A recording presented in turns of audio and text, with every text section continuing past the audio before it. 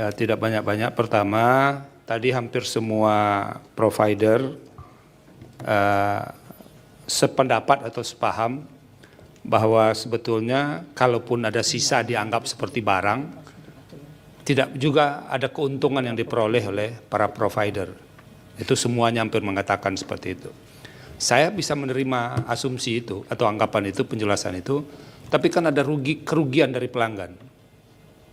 Nah, mengapa ini penting dikasih garis bawah, meskipun para penyedia jasa tidak rugi, tidak beruntung, tapi kan ada pihak yang rugi.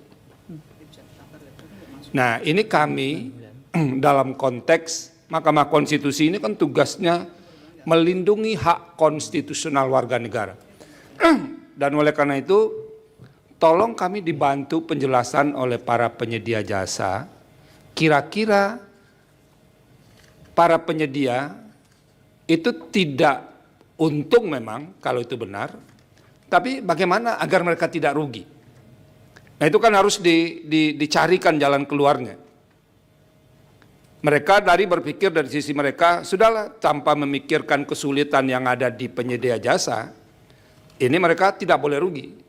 Begitu mereka belinya 100.000, baru dipakai 40.000, karena sudah ketemu 30 hari, hilang duitnya 60.000. Itu cara hitungan yang sederhana. Karena ini kan ada juga pemohonnya adalah pengguna penyedia jasa ojek online. Nah mereka berhitung 60.000 itu banyak loh. Nah tolong kami diberikan penjelasan berkaitan dengan ini, kira-kira inovasi apa sih yang bisa dilakukan sehingga para pengguna itu tidak terlalu banyak dirugikan. Satu, yang kedua, saya ingin penjelasan dari provider atau penyedia jasa ini adalah, kalau saya beli seperti ini produk Telkomsel ya, Simpati, kan di sininya disebutkan begini, syarat dan ketentuan. Dengan menggunakan kartu prabayar ini, Anda tunduk pada syarat dan ketentuan yang ditetapkan oleh Telkomsel. Tapi orang tidak menemukannya di sini loh Pak. Nah itu kan jadi ruang gelap jadinya.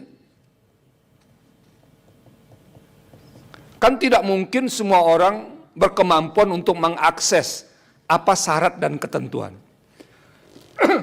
Mohon maaf. Apa syarat dan ketentuan itu? Kalau PLN tadi, satu poin yang kami ambil dari penjelasannya, mereka tidak bisa melakukan modifikasi karena semuanya ditentukan oleh negara. Tapi kalau yang lain, penyedia jasa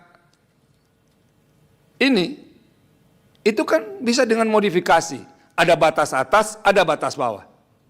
Dan oleh karena itu mestinya menurut saya agar para pengguna tidak terlalu dirugikan, harus ada yang clear menjelaskannya. Ini saya sudah 2 kali beli nih Pak. Di sidang sebelumnya beli juga, entah di mana ditaruh. Hari ini saya beli lagi untuk membuktikan ini. Nah dalam konteks itu sebetulnya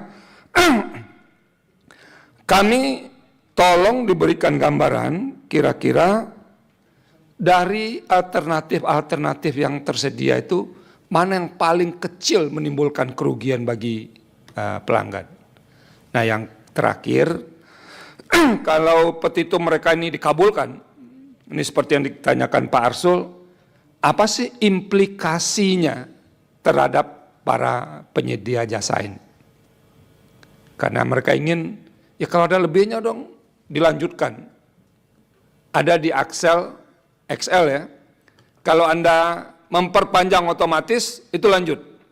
Tapi kalau tidak otomatis, berhenti dengan tanggal matinya, lalu diperbarui kan tidak lanjut juga. Nah ini salah satu cara, tapi masih belum optimal. Nah itu yang harus dipikirkan, jadi boleh para penyedia ini berpikir untuk keberlanjutan dan segala macamnya, biaya mahal itu, tapi pengguna itu harus dipikirkan juga. Kenapa? Karena ini termasuk produk, produk penting sekarang. Apa namanya Prof. Guntur tadi? yang disebutkan tadi, hajat hidup orang banyak.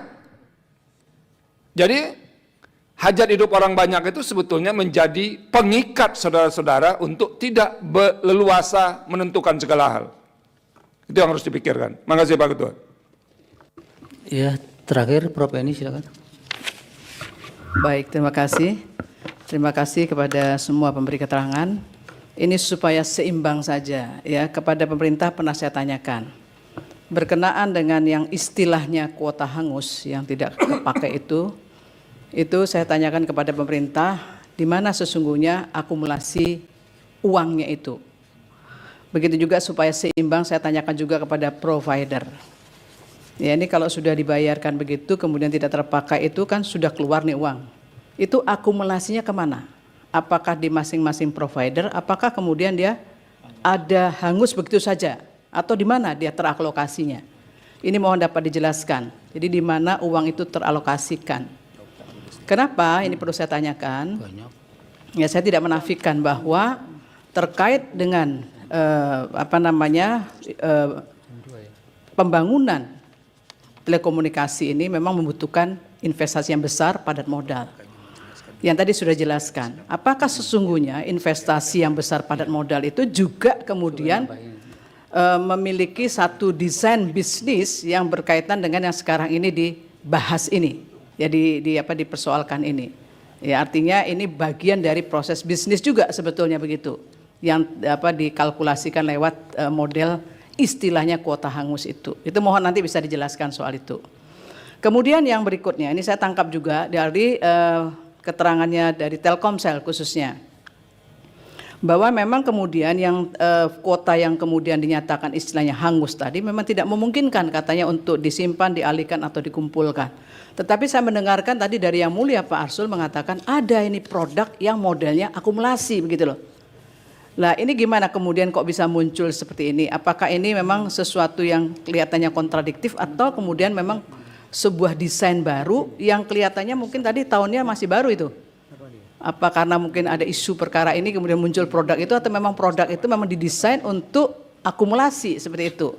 Itu mohon dapat dijelaskan soal itu ya. Kemudian yang berikutnya, tadi Yang Mulia Prosadi menunjukkan kartu itu kan kartu perdana, kartu perdana yang mungkin muncul kemudian adanya semacam ya klausul perjanjian yang sederhana itu. Bagaimana kemudian ketika proses untuk memperpanjang itu kan tidak selalu dengan model seperti itu, tapi kita bisa kemudian secara online. Itu di mana letaknya yang kemudian dikatakan di dalam Indosat mengatakan ini ada parameternya yang sudah disepakati. Apa di mana tak kesepakatan itu untuk mengatakan ada parameternya kemudian ini yang menjadi pengikat di antara para pihak itu. Itu juga mohon nanti bisa diberikan keterangan tambahan. Itu saja dari saya singkat. Terima kasih. Baik, terima kasih Prof. Itu ya untuk beberapa pihak terkait yang dari hakim masih perlu keterangan tambahan sehingga nanti sidang yang akan datang tentunya masih diharapkan bisa hadir lagi dan menambahkan keterangan yang dimintakan oleh para hakim tadi. Masing-masing sudah mungkin punya isu yang berkaitan dengan masing-masing provider nanti langsung direspon saja di dalam keterangan tambahan. Termasuk dari asosiasi.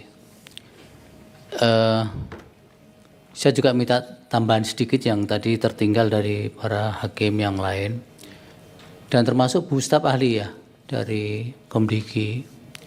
Mohon bisa ditambahkan dalam keterangan nanti dari pemerintah. Sebenarnya rujukan regulasi ini sebenarnya dari mana? Apakah secara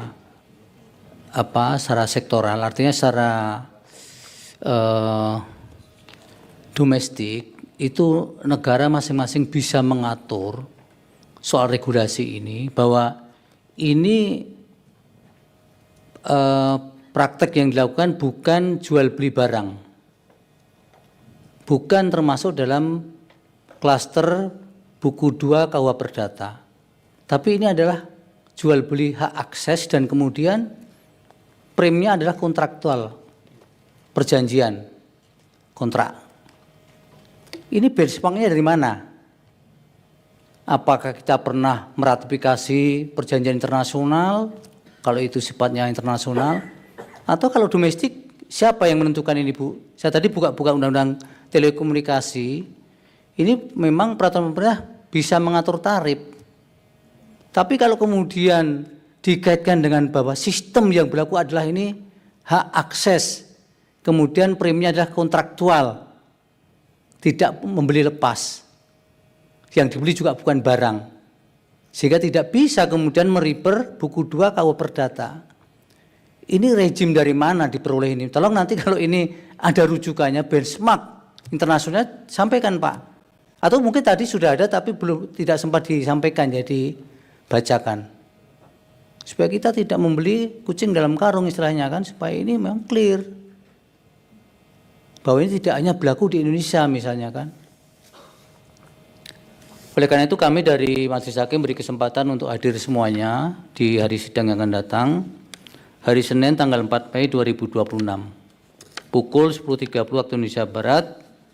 Agendanya masih mendengar keterangan tambahan dari asosiasi, provider dan termasuk PLN ya Bu. PLN juga tadi disebut-sebut juga bagaimana dengan internet yang dikelola oleh PLN itu. Termasuk juga bagaimana PLN bisa juga menggunakan sistem tidak ada kuota hangus. Itu. Tapi bisa kemudian bisa betul-betul sampai 0. Sampai listrik itu mati. Dan memang betul, oh iya, saya belinya memang hanya batas seperti ini. Jadi tidak ditentukan oleh waktu, oleh tanggal, tapi memang oleh penggunaan gitu loh. Karena apa? Kembali kepada ini hajat hidup orang banyak tadi itu. Baik, untuk keterangan ahli supaya tidak dulu ya Pak Bektor ya, atau pemohon 33 juga nanti akan diberi kesempatan kemudian.